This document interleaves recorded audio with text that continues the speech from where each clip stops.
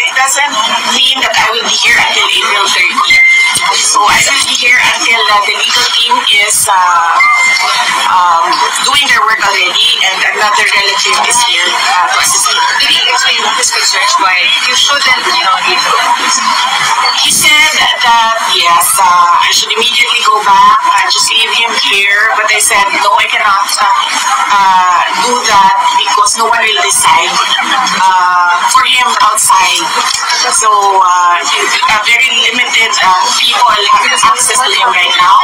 So I told him that I just have to form that legal team, then I can work remotely in the Philippines talking to the legal team. And then, yes, so I just need the next of kin to come here. And everyone's applying for visa right now. Pero wala po siyang fears that it will be taken advantage of your absence? Well, he did not express fears about taking advantage. Some people or whoever taking advantage of my absence, but he repeatedly said that you must not leave the Philippines, you must go back to your country, you're not supposed to be here. And then I insisted that yes, I know what I have to do, and that I just need to set up something here in The Hague, and then I will immediately go back to the Philippines.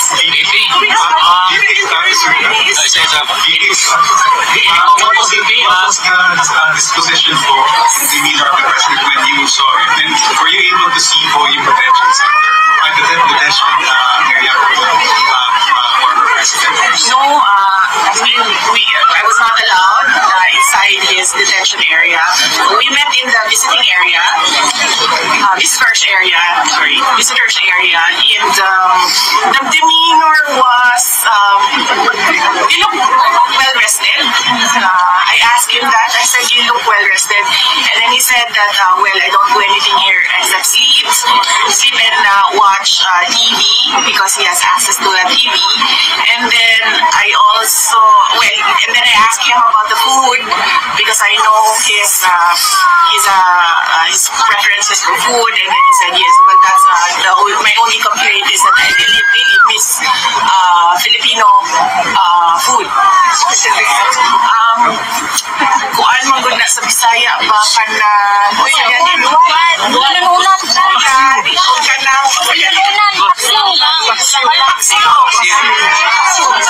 paksiw na isda.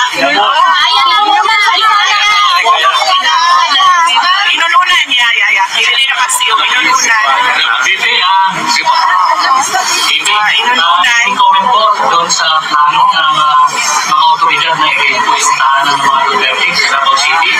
Ito ba ay makonsider nyo na part of para papagsagin ng mga Duterte family? Yes, I heard about that. The search warrant applied for all the houses, all our houses, all the members of the family. And I mentioned to my siblings that you don't have control over this anymore. So I just told them that just secure your valuables and then just allow them to do the search. And then we expect that there will be planted evidence inside the houses. So I told them that we'll just have to face that as well because that is the template that they did with former Congressman Arnie Teves. It's exactly the same template. So I told them that it's pointless. It's pointless to fight. So just allow it to happen. It doesn't mean that that search is illegal. But then I told them that no one should be hurt. No one should resist. Just allow them to do whatever that is illegal. Any comment po doon sa sinabi ni PCO Yusek Castro na walang kidnapping na nangyari sa lahat po ay may papeles tungkol po sa nangyari sa Philippines? Well, it was really kidnapping. You see the comments all around the world from experts. yes. But if you... Yes. But if you talk to lawyers, they call it extraordinary rendition. But for a family member like me, that's kidnapping. That's forcibly taking my father to another country and illegally arresting him. So that's clearly kidnapping. Mag-apply po ba si PRD ng interim release? That is something that I cannot comment on because it's a legal strategy. So I would leave that to the lawyers if the lawyers would like to talk to the media.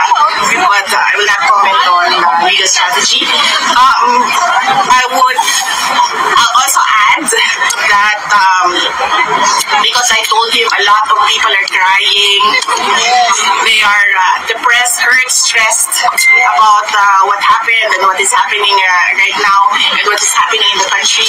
And then he said, sabihin mo sa kanila, relax lang, may hangganan ang lahat. So I'm not remembering this from kasi I cannot take notes, I cannot take a ball pen and pen this. So, sabihin mo sa kanila, relax lang, may hangganan ng lahat, there will be a day of reckoning for all. Mahal po ang Duterte family ng mga OFW at mga Pilipino po sa bansang Pilipinas. Ngayon, grabe po yung emosyon ng mga Pilipino dahil mahal po nila si PRRD at kayo po. So, may mensahe po ba kayo para sa lahat ng mga Pilipino? Yes. Unang-una, nagpapasalamat ako sa lahat ng ating mga kababayan. Mag-English pa po, sir? Yes. Okay. Kasi,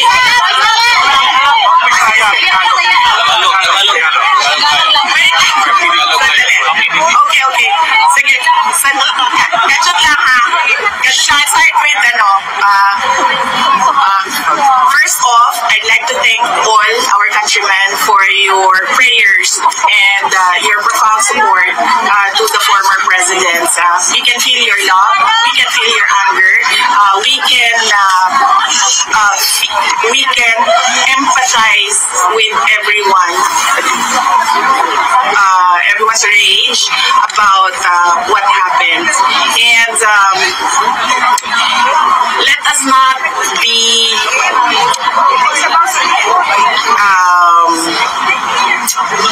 let us not forget the real issues in our country, and that is the poverty, that is corruption, that is the failure of the government to answer the demands from the people about accountability and transparency. The failure of the government to address peace and security in our country. So, your flowers, why is it? because I wanted to give it airtime. I wanted to give the flowers airtime because I don't know who gave this, but the people who gave this made efforts to go to a flower shop and buy flowers. So I wanted to give it airtime just to say thank you to those who took time to buy flowers. They know I love flowers, so that's it. Okay, address na tayo. Now, she will now address the Filipino community. Harap ka na dito, please, Leo. So, muna tayo.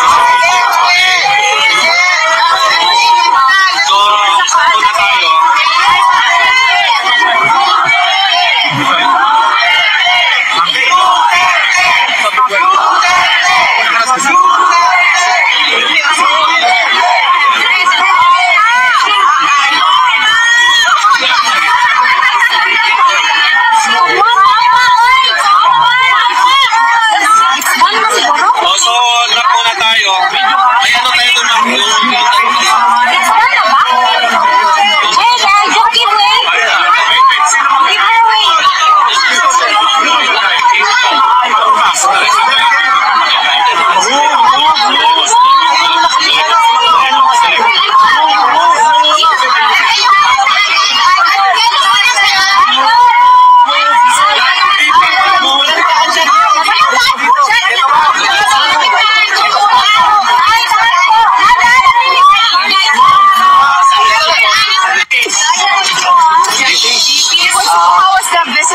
Sandali.